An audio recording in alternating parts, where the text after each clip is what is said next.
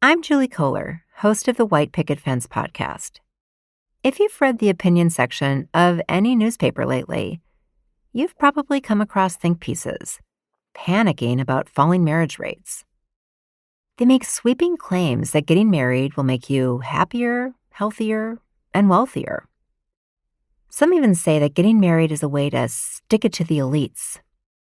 I'm not so sure about that. This season on White Picket Fence, we're examining the current marriage panic. We'll go beyond the rosy sheen of love and commitment and expose the darker side to all of this marriage talk and explore what becomes possible when we broaden our imagination around what relationships can look like.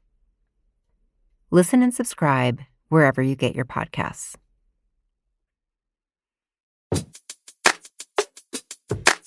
Welcome back, Brown Girls. Thank you for joining us today. Today, I'm talking with Kiah Morris. Kiah is a former state representative from Vermont. It was important for me to talk to Kiah because one of the things that we do at the Brown Girls Guide is not only talk about the good that happens for women of color in politics, but also the bad. Unfortunately, Kiah has experienced her share of the bad. Although Vermont is a politically progressive state, there are still people in Vermont who felt that someone like Kiah didn't belong.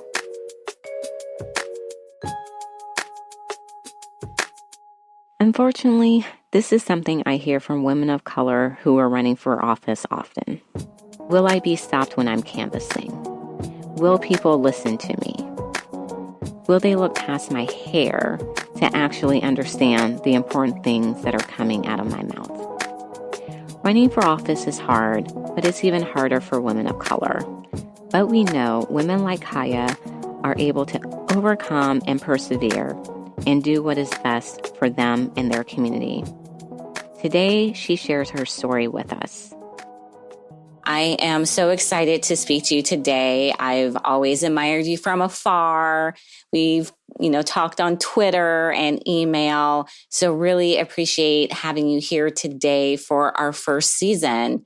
So let's start off with, how did you discover your love of politics? I think I've always been political. My family's always been political. My grandfather was a city council member.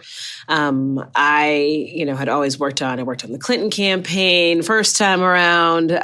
So there were things that, at least on my college level. So there were things that certainly had always put a fire in me around politics, but I didn't see myself stepping into the political arena until I actually went through a leadership program, actually based out of Washington, D.C., through the Impact Center. And it was one of those types of moments where, as I was going through my vision board of how I saw myself and where I wanted to see my life going, I talked about the challenges that I was having in the workplace. But I also talked about the wonderful projects and things that I had an opportunity to connect with local folks around. And our mentor at the time, really said, as I hear you talking about the challenges that you're having in your life and the challenges that are happening in your workplace, there, your voice drops, your shoulders slump. There's sort of a palatable sadness that sort of happens. But then when I hear you talking about the things that you're doing in your community, there is a fire that is just gorgeous to behold. Have you ever thought about running for office? And of course, everybody in the room was like, yeah, sounds great. And I was just still very confused, saying, that sounds like a horrible prospect. Let's go and step into the political arena, which we know it can be so vitriolic and so, binary as it feels very often, just these sort of really hard divides and this sort of severity that we imagine that's always within these spheres. And I just was like, well, my sensitive heart, I don't know. I have my strong side, but I also have my sensitive side. How will I do in this kind of a world? So I kept talking to different folks that I knew that had been involved in politics, and then applied for the Emerge program and was able to be in the first class. And it really was, being in that Emerge Vermont program really helped me understand what that actually means for you to step into the arena to offer to serve. And to be in the space where power is held and to claim that power for yourself and for the people that you represent. And it really made a huge impact on me, seeing myself as being able to do that. Like, there was a reason why people were asking me. even though I didn't see myself in that role, there was a reason. And I wanted to find out what that reason was. And so really having gone through Emerge and having met, created that sisterhood and seeing, kind of behind the veil of this obscure sort of concept really helped me be able to see that there was a space and a place and a voice that I could offer within politics. I love it. And you talk about that when it comes to running for office, a lot of times we don't see it in ourselves, but other people see it in us. Mm-hmm. And we have to have that extra push. So what was it that actually drove you to say, okay, the time is now for me to file, to run, and make a difference? Well, I feel that we're led to where we're meant to be. And really, the fact that I had the opportunity to mentor underneath Governor Madeline Kunin and be in that incredible space of people who were so encouraging, knowing that there was going to be an opportunity right there that was happening, it seemed like this was, this was your sign. This was your sign. And as I went around collecting signatures to get my name placed on the ballot, just feeling that palpable excitement that people had around an opportunity for something different, something fresh, and knowing that, I had built this reputation as a person who stood for the people and was courageous and was bold and was willing to fight, but also, could come with the savvy and the intelligence and the skills to be able to get things done and had a strong work ethic. Seeing how much it meant for people to be able to feel like they could support me in this small way, and I could in turn support them. I think that's what helped get me over the hump, because it's still a nerve-wracking prospect to actually go through the process of officially saying, I want to place my name on a ballot. But you took that step, and for so long, you served as the only Black woman in the Vermont State House. And one of the series that we have on the Brown Girls Guide to Politics blog is being the only brown girl in the room. How did you deal with that for so long? It was really not easy, and it became more and more difficult as time went by. I think, I felt supported in many ways by the people that were there within the legislature. We were fortunate to have the balance of power, at least within the legislature, of really strong women leaders and chairs of committees. And so that gave somewhat of a safe space. But recognizing that I would have to center myself and my own stories and experiences in order to even give a voice to other folks is it can be overwhelming and awesome at the same time. So as I went through, there are things that you sort of expect. Well, again, I went in with a certain vision of this is what politics will look and feel like. But I didn't also go in with a sense of fear or trepidation around that. I was just going to move in space and then get my job done and do what I needed to do to get my job done, and ask difficult questions if need be and press these seats of power in the ways that I could. I could sense pretty early on that there was a sort of hesitancy to dive into talking about what real racial justice looks and feels like. And it's very different to go from being the activist to then being the actor that's placing these policies in motion. So here we are within our first week, and we have folks protesting on healthcare, and I see Indigenous and Black and brown folks that are getting arrested right there on the State House floor and saying, part of how I showed that solidarity would have been me being on that floor with them, with my hands behind my back, being arrested. And now I'm in this other sort of strange liminal space. But recognizing that it changes in some levels. But also, I think it changes both how you feel about that work that you're trying to do, but it also, you never know who is watching you as you're trying to reach up and outward. So, I think I would say at the beginning it was, I was still kind of finding my footing, even though I was very quickly embraced within the State House and was able to easily move up in ranks and as far as being able to gain power and influence within this space. And then we had that huge shift that happened when Donald Trump came into office, and that changed this entire tenor. So while there may have been microaggressions, there might have been moments that clearly were sort of marked by gendered, racialized kind of experience, it became glaringly so with this new sort of Wild West free-for-all as far as political ideology and political speech and just dogmatism that kind of really crept into those spaces. And I felt that so much more. I knew that I stand on the shoulders of my mother and my grandmother and my great-grandmother and so many other powerful Black women before me who could have never imagined that I might be in that space, but were with me all along. Something that we just saw post 2016, but a lot of light was shed on in the 2018 election cycle, are the real barriers that women of color, particularly Black women, face when they are running for office. You can live in a very liberal city, liberal state.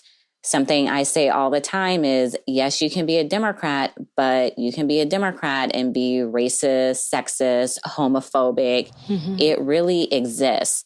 So what advice do you have for the women of color who are thinking, I'm the activist now, like Kiah.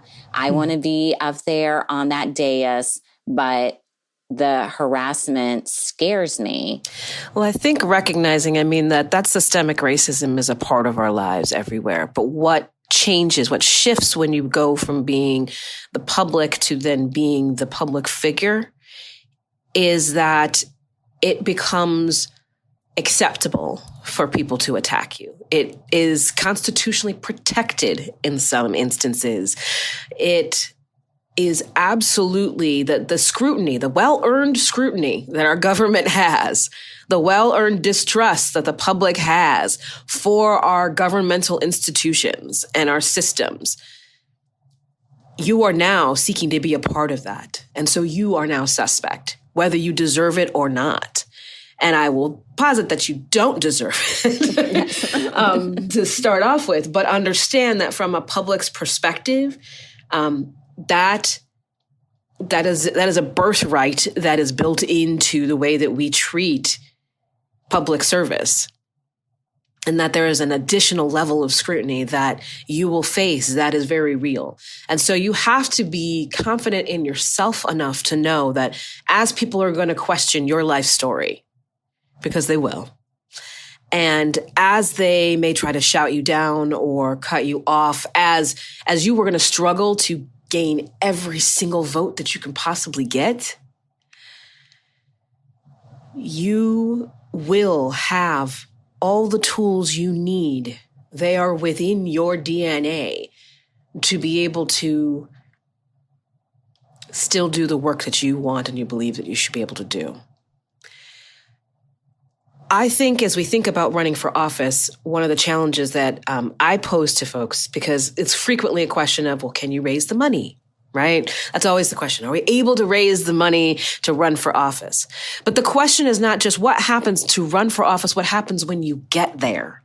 So are those supports there? And I think that there's some unique experiences that happen for women of color that we don't consider that might actually be barriers. I remember meeting a woman at the International Women's Forum who wanted to run so badly. She'd been asked by so many people. Beautiful Black woman, was strong, had a long history of working in federal government.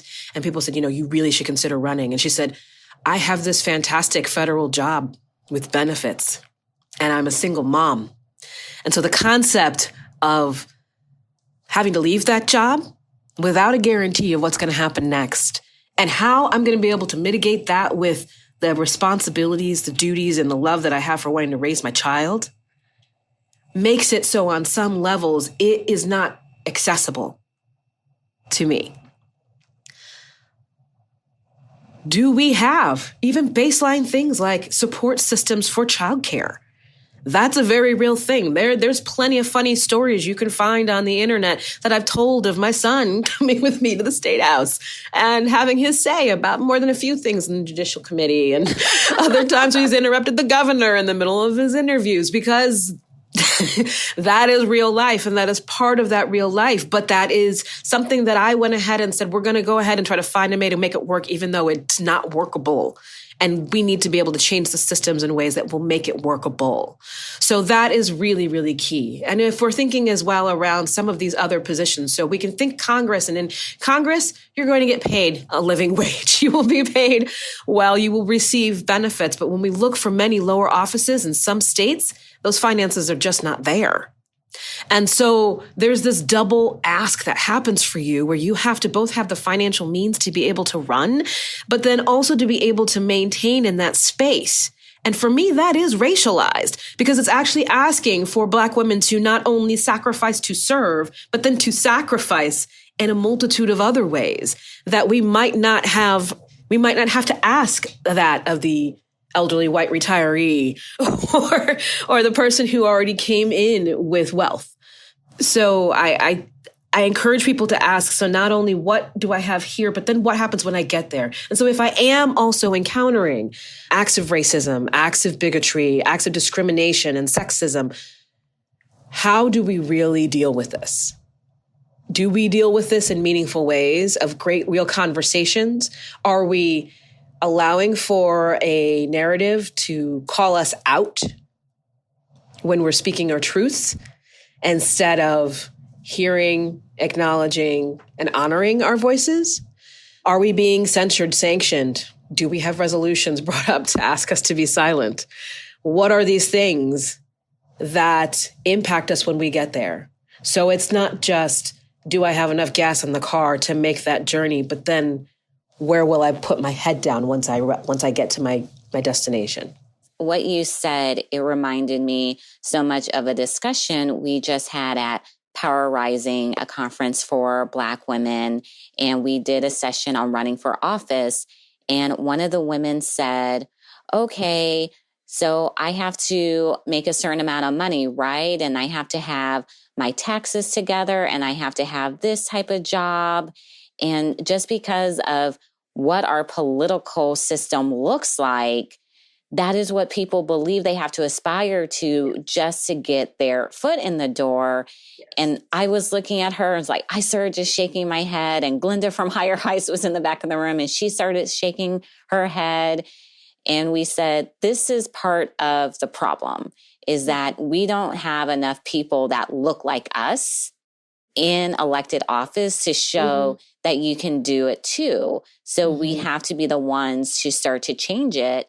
And another question that came up, and I think you will have great advice on this, is, well, the area that I live in, it isn't predominantly people of color. So can I run? Can I represent there? Which is a question that angers me so much because we never ask these things when a non-person of color wants to run in an area that's predominantly people of color. But for people of color, there is just this awful, outdated, horrific perception that we can only represent people that look like us and that the only people who would want to be represented by us are people that look like us. But you represent an area where not everyone looked like you. That is very real. So the first part of your question, as we were thinking about what does that mean to run and what are the barriers to running, I still think it's important to name, though, that there's an exceptionalism that's expected of women of color. If we are going to step up and put ourselves into the spotlight, we are placing ourselves at a point of extreme scrutiny. And it is difficult to imagine, how do you push through? We look at sisters like Stacey Abrams who had to be like, yes, I have debt. Of course I have debt. And I'm dealing with all of these other challenges of life. Does that mean that that's going to impact my ability to lead and to serve effectively? No, actually, it doesn't. No more than wealth does. No more than white skin does. No more than being a cisgendered male does. None of those things are actual qualifiers for you to be able to serve and be in this place of leadership. And so for me, my choosing to run was an opportunity for me to say, but I need to do this for myself And again, who is watching as I go ahead and step forward? So the things that I found connected with so many of my voters when I first ran for office was actually the relatability that I had to their own lived experiences. Now, I still, even though my demographics are predominantly white, I still also meet the criteria essentially of how it works, especially for Black women and women of color, that you're still also representing places that have high concentrations of poverty. And so there is a certain resonance of experience that you still lend. And I think that it's important. And so white rural poverty looks very different than inner city poverty. But the pains of poverty are salient regardless of where you're located. And the challenges that people in poverty experience are so hefty that you can find commonalities, even if you have completely different cultures. And so I'm running, and I'm running as a Black woman. I'm stepping up and I'm placing my face, I'm placing my name, I'm placing my family's history, I'm placing all of these things up here in the spotlight. And it is not just about me, but it is about what the work is that I'm trying to get done. And that is what will always resonate. And so the goal is to just make sure that it resonates enough that you can get in. I love it. I love it so much. And following you, I learned about Dr. Daryl Wing Sue. And this is a quote that you have said before, that committing blunders is okay if we learn from them. When you commit a racial blunder, it's how you recover, not how you cover up. And I just found this so profound, because I literally see people who want to learn and recover, and those who act like they have not done anything wrong and you're the problem, and what they said wasn't offensive. And it happens a lot in the spaces where we work, where these are supposed to be people who are good on their issues and live their values. And you're just, wait, what? No. So here's something that I am saying, and I'm throwing down the gauntlet because there is an urgency. There is a lethality to the level of systemic racism and discrimination and oppression that we are dealing with in all of our communities across the country. There is a lethality to the fact that this has not been resolved, that we have not reached equity. There is a lethality to it. So there is an urgency that cannot be forgotten. So for those folks that are interested in doing that work, my requirement is that you do the deep work. So we had these conversations around Governor Northam and his blackface back in college days when he didn't know better. And so now has he apologized and he's done all of this great policy work? Does that wash it clean? But then we find out that it doesn't, because the work never was done. Asking the really critical questions, doing the reading, interrogating your own beliefs. It doesn't just happen just because you say, I'm sorry. It happens when you're willing to do the work. And so as women of color that are trying to be engaged in politics, we have to demand that level of excellence, the same level of excellence that is placed on us, that says that we must be on top of everything, that we must know more, we must do more, we must push harder. I say that exact same challenge to our majority culture, that if we're going to change this, there is real, difficult, painful work that must happen. Because what happens when it doesn't rise to that level of accountability is that we find out years later that, again, nothing really shifted. We had a Democratic state representative, also in my district, before my time, who a few years ago showed up to a Halloween party in blackface. And I was distressed by it. There was one other Black woman there, and I brought her because she was really feeling lost in our community. And I was like, it'll be a good time. Come out to this Halloween party.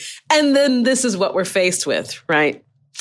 And so I wrote about it the next day, but I didn't say who it was. I didn't name any names. I was just sort of like lamenting this happening. And that person reached out and was like, oh my gosh, I'm so sorry. They named themselves. Like, that was me. I'm so sorry. You know that I would never do anything. And this whole long, heartfelt apology around how it was wrong and how they had Black friends and they never meant to do this and they thought it was okay and blah, blah, blah, blah, blah, blah, blah. All this other stuff.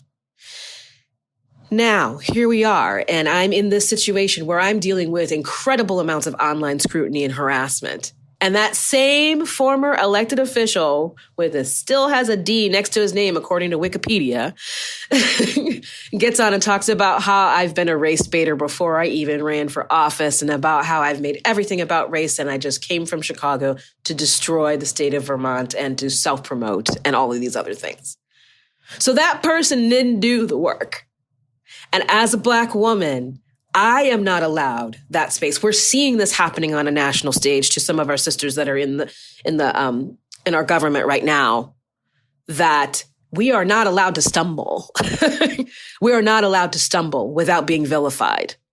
And we are not allowed to say, okay, I want to listen, I want to learn, call me in so that we can all have this conversation. Instead, we are called out. We are harassed out. We are blacklisted out.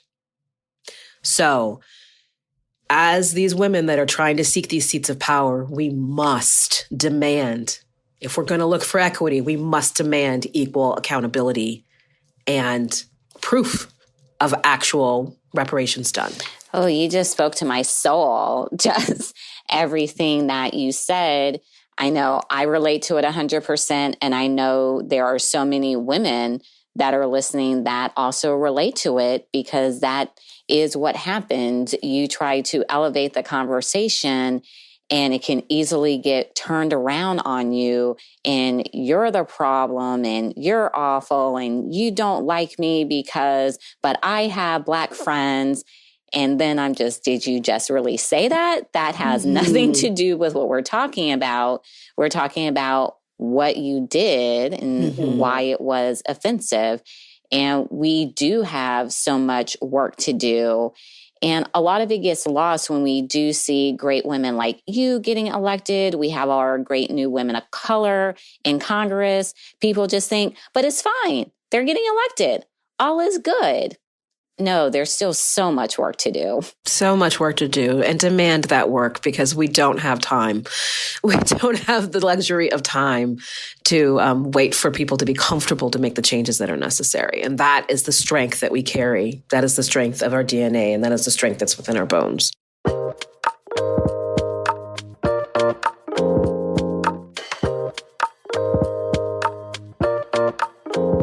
People power movements are really powerful, but it takes great tools to turn enthusiasm into action. Small dollar donors gave more than $1.6 billion to campaigns and organizations through Act Blue's platform in the 2018 election cycle. That's because Act Blue makes online giving easy and secure for grassroots supporters. Act Blue's simple and powerful digital fundraising tools enable campaigns and organizations of all sizes to flourish, from local nonprofits to presidential candidates. Candidates and groups using Act Blue know that they're using the best tools available.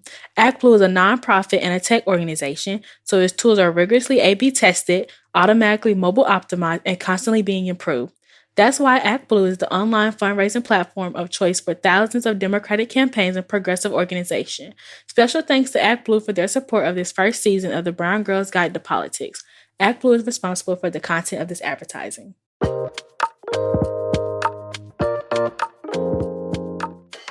A few weeks ago, you spoke at the Women's March in Vermont, and you said, what defines your movement is political courage.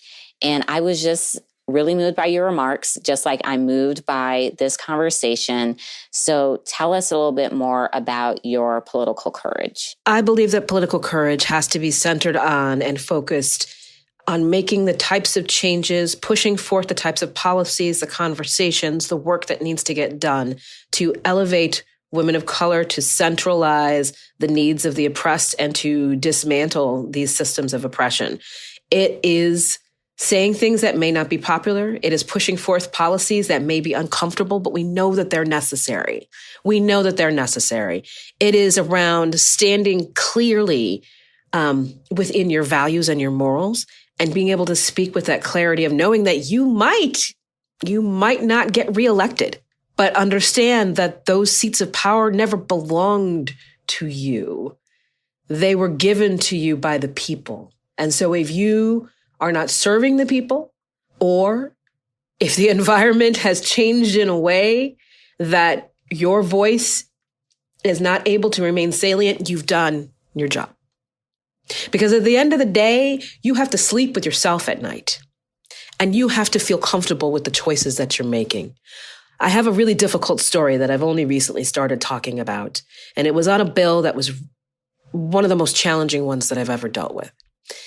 I have a background in supporting victims of domestic violence, helping families in flight, court advocacy, and things like that. And so I'm very closely tied with our advocacy groups in the state that were looking to do some really comprehensive work. And we did. We had a fantastic year of bills that we passed in support of sexual assault survivors and child abuse survivors and domestic violence victims. And they came to me with a particular bill that was looking to remove guns at the site of, at the time that the police come on a domestic violence call. And I understood exactly what they were trying to say with that. I understood precisely what they were trying to get at. But my worry is about what that looks like when that call comes through, that we know that there's supposed to be this sort of standoff and this power play involving firearms and a law enforcement system that we know is racist. In a state where we have the second highest rates of Black males incarcerated, what does that mean when the white police come to that house on a domestic violence call? Does that increase the level or likelihood of violence? Does that allow for malfeasance to take place? Because anything in plain sight can then be subject to a search. Are we placing others? Like, what is going to really happen with this? How can we ensure that there are, that we're looking at our Fourth Amendment rights and what that search and seizure looks and feels like without due process? Because we know what it can look like when it's completely wrong and out of control. So what happens in that moment? And I just wasn't comfortable. And I had promised my chair, I was like, I just can't vote for this. I just don't, I won't say anything. I'll wait. There's a whole process in the voting process where you have an opportunity to speak and explain your vote. I was like, I will wait until the final reading, the last vote, until the vote explanation to say why I'm voting the way that I am. And I was told, Kiah, if you say that, you're going to flip at least 15 votes. I guarantee you that. Because what you're saying is the truth, but what do we do? And I didn't want to block the bill as well at the same time, because I didn't want groups like the NRA to feel like they had won, because the NRA is not there for Black and brown lives. The NRA is not there to support Black and brown voters and Black and brown elected officials. That's just not what's happening. And so I voted for it and I didn't say anything. And I left the building and I went to the place that I was staying and I vomited all over the front lawn. And so you have to live with these choices that you're making. And if you feel like you are compromising fundamentally on your values, on the whisperings and the pleadings of our ancestors to get this done and get it right, if you are feeling distant from that, then what are we doing? This will drag you down. It can be so exhilarating and completely demoralizing at the same time. So all you have at the end of the day is your integrity, your legacy, and your story. And so make it count. That is so powerful. And one of the many things that I love about you is you just don't speak about empowering communities of color, empowering women. You really do it. And I'm going to see you shortly for International Women's Day with Oxfam as a Sister on the Planet ambassador. And I'm one of those ambassadors because you brought me into this network. You put me on their radar. And just tell everyone a little bit about what made you want to get involved with Oxfam as someone who is such an advocate for women across the world. Mm-hmm. I think it was an incredibly powerful opportunity to be able to share space and bear witness to what we can bring. So as an influential individual, I have an opportunity to go to our Congress and say with clarity, there are people out there doing the really difficult and important work right now. And we are trying to keep women alive on this planet because women are more impacted by our natural disasters, by our famines, by our acts of war in ways that are so disproportionate. So if I can use this voice and I can use this power to influence that, I want to be able to. I mean, I'm fortunate in that our delegation hold really powerful seats as far as looking at appropriations and their foreign policy stances and where they're at. And so I can come to them and ask for those direct asks and get them. And we need that.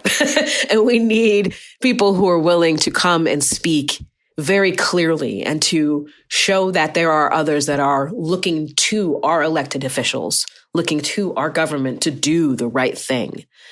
Women across the world are needing us to do that right now. So amazing. I can't wait to see you. And I have one final question for you. Yes. What advice do you have for the brown girls that are listening that are saying, I want to be just like her? Be just like you. Be just like you. Do you 100%. I just step up and run. And I can't promise you that just because you run, you'll win. But you will win just by running. Step up because you never know who's following in your footsteps. We just had an election here in Vermont, and there was a single father, Black male, who had moved to Vermont over 25 years ago as a college student and had been pretty involved and engaged in our community, but really felt invisible. He'd been harassed by law enforcement for so long, for most of his experience in this town. And he decided to run for school board. And he said, I did it because you did it. So know that someone's watching and live your own journey. Do you 100%. Perfect advice. Thank you so much, Kiah. Thank you so much.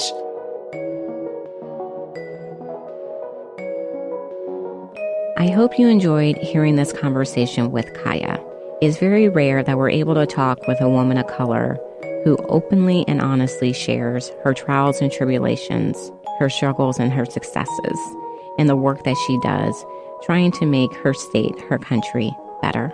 I hope that the next time you see a woman of color on the campaign trail, you'll look at her differently and realize that it's not all smiles, it's not all handshakes, it's not all holding babies. There's a lot that goes into campaigning. There's also a lot that you can do to support all women when they're running for office. You can volunteer on their campaign. You can make a small donation. You can talk to their friends about them. The fact is, when women run for elected office, they win at the same rates as men, but we don't have enough women running.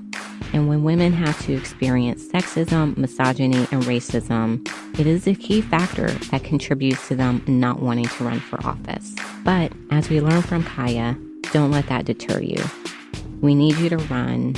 We need you to step up. We need your smarts and your talents to make this country better. Stay tuned for next week when we're doing the very first Brown Girls Guide Roundtable at the She the People Forum. Stay tuned for hot takes on what our presidential candidates are talking about and what they plan to do to advance this country for women of color. You can keep track of what we're doing on our social media handles. We are at the BG Guide on Twitter, Facebook, and Instagram. You can find out more about what Wonder Media Network is up to on Instagram at WMN.media and on Twitter at WMNmedia.